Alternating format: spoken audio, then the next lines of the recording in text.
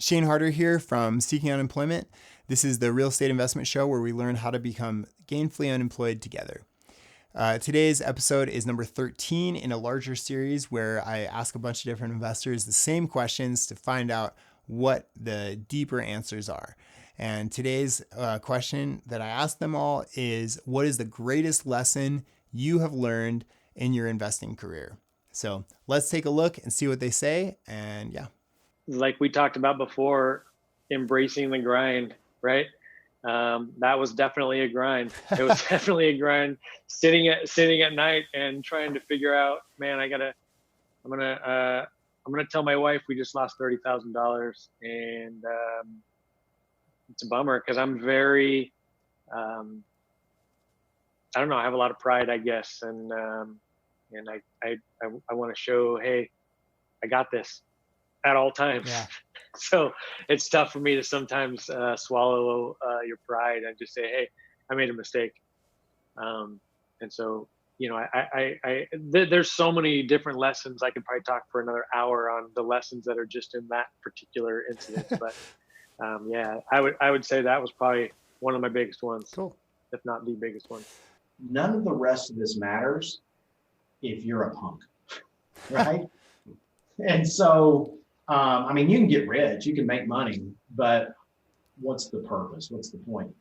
And so one of the things that I learned from him, just purely by observation, he never sat me down and said, now, Chris, you should really be this way. You should act this way. But one of the lessons I learned from him is just by observation is whatever you get, whatever you accumulate, whatever you have, it's really not yours. You maybe have a stewardship over it, but you're just the caretaker. And ultimately, it's for you to share with everyone else, with the people around you, people you know, people you don't know in some cases. And so I don't know if this is exactly answering your question, but the biggest thing that I've learned in this business, in addition to just being able to work for yourself and everything, is that you really need to be generous. You need to be, and I'm not saying give everything away, because you can't give the golden goose away, right? Then you don't have any more golden eggs. But you need to be very giving. Everybody, including me, has a hard time doing their job right perfectly to everyone's satisfaction or to your satisfaction. Just assume everyone's going to screw up and you'll have a much better go at things.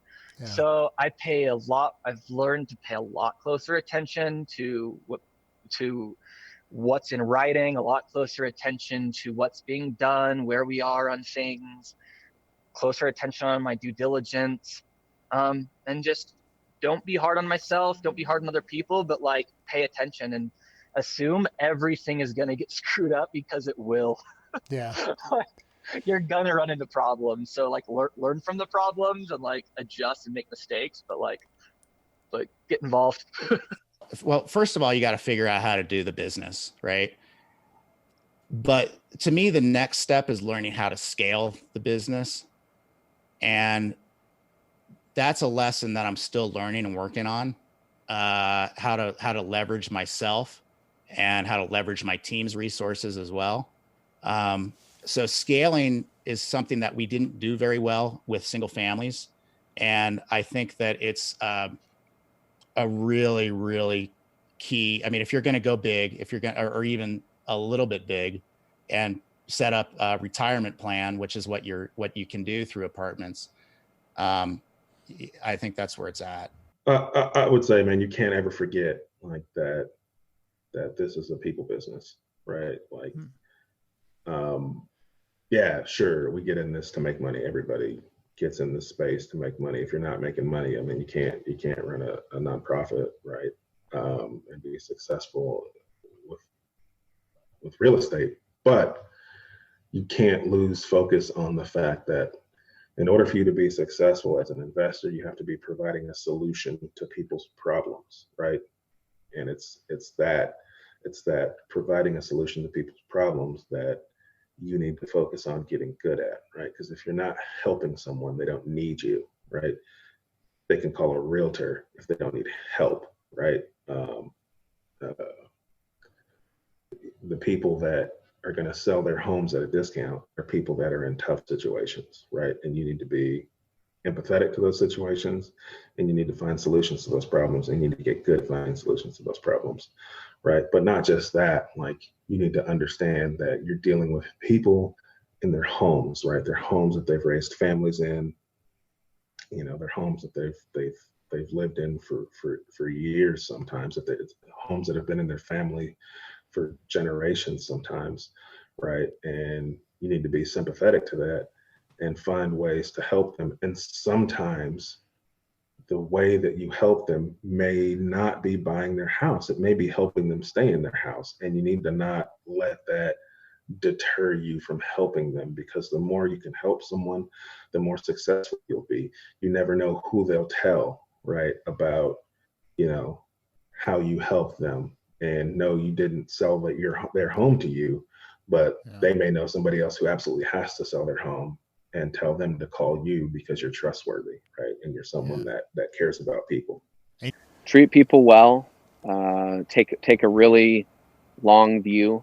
You know, I was under the impression that we were going to get rich fast, you know, when we were starting out in our early 20s, and it took longer than we thought. And it's like, I forget the quote, but it's, you know, it took longer, but we were better off. You know, we were shocked at how much our life changed after it did happen.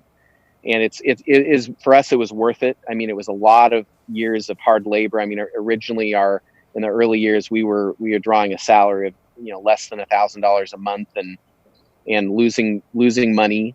And because we were living on the money that my dad gave us. And so those were very, very hard years, but they were formative years, and they helped, you know, with our character development and hard work. And so I think taking a very long view. I mean, if you're going to make real estate or really any investing a hobby, you're going to lose. You know, there people like me and other people out there who make it their living and their passion and their focus are just going to destroy people who kind of do it as a hobby. I think that's true of a lot of things in life. If you take it seriously and you make it a point to be a master at something and be really, really great at it, then you have a huge advantage over the folks that just dabble in stuff. That's right. Yeah, well, I think at the highest level, I'd say a lot of it just came down to being a know-it-all. Don't be a know-it-all, be a learn-it-all, like I've said a few times. You know, the specific mistakes I made on the, you know, my early deals are, you know, not getting homes inspected, you know, trying to cut corners here and there, trying to save a little bit of money, things like that. But I think the deeper mistakes are, you know, for me, all those years I was a workaholic. There were lots of days where I would leave home and it would be dark out, and I'd come home and it would be dark out, and I missed a whole day with my, you know, then young daughter. She's now 24. She's grown up, and we're very, very close. But there were lots of days where I just wasn't around because I was busy chasing money, trying to put deals together. And I was very good at it. I mean, and I was passionate about it. I loved what I was doing. So it didn't really feel like I didn't even notice the time flying by. But I was also neglecting my health. I was neglecting my relationships. So I say the biggest mistakes aren't like the little things like, hey, make sure you get a home inspected and things like that. Be more, you know, have balance in your life, and don't forget about the other people that are important.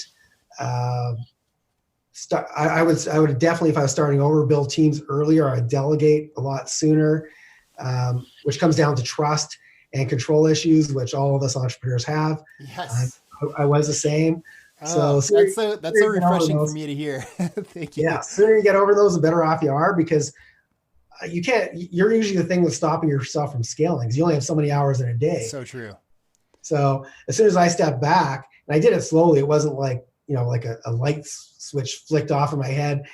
But I made, you know, when I started investing in the US as a Canadian, I couldn't be at two places at the same time. I had properties in Canada and some in the US, and I had to start building. I had to get my first property manager. And once I put him in place, I think there's three phases. There's a solopreneur phase where you do everything yourself.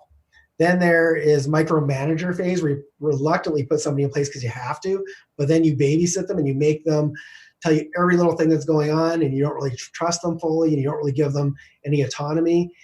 And after a while, I realized that, you know what, he's doing a way better job. He's making more money on the homes that he's collecting rent off of than the ones that I'm collecting rent off of. And so clearly, he had incentive. He only gets paid when he collects rent. He got 10% of the rent. If he had collected zero, he got zero.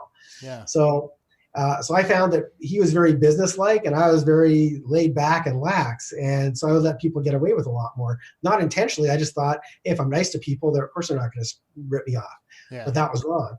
And so, after a while, I realized, hey, you know what? If I let him do what he's good at and just let him run with it and only have him report really important, big things, then I started to get a lot more of my time back. And so I went to the third phase, which is what I call the freedom phase, where you actually get to do the things you love because other things are being handled by other people that you trust, and you take care of them. They take care of you.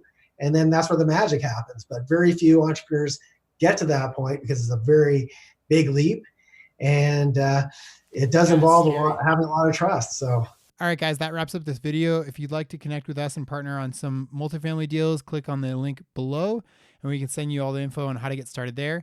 If you'd like to check out the videos from the beginning of this playlist, click on this link right here.